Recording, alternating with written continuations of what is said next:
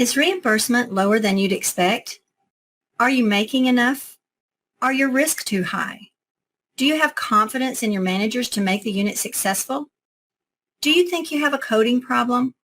Perhaps a billing problem? Does it feel like your organization is trying to put a square peg in a round hole to get paid? Well, hello, my name is Paula Digby, and I have been in healthcare for about 30 years. I've been auditing inpatient rehab facility records for about 15.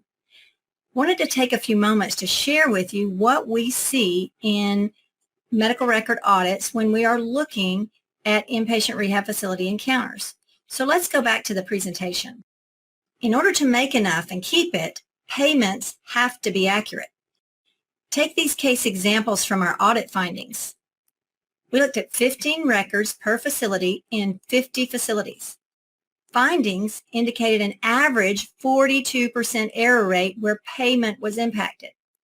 There were only 2 facilities in the 50 that had no errors that impacted payment. In fact, there were errors and process improvement opportunities.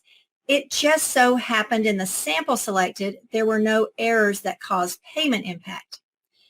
The average loss per facility was just under $10,000. And the average overpayment was just under $5,000. Let's dig a little deeper here.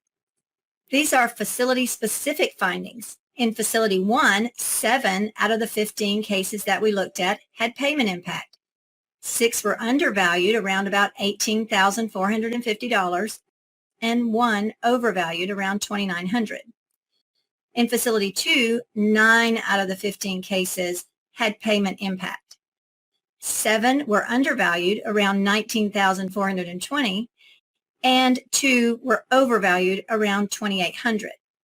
Now in Facility 3, 19 out of 20 cases that we looked at had payment impacting opportunities, I will say.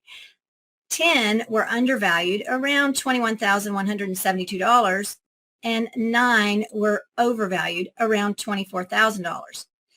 So what causes payment accuracy, and how can you reduce your risk? Click the link in the text to get free access to Part 2, What Determines Your Facility's Payment and Why It Matters, and Part 3, How Do You Change the Outcome?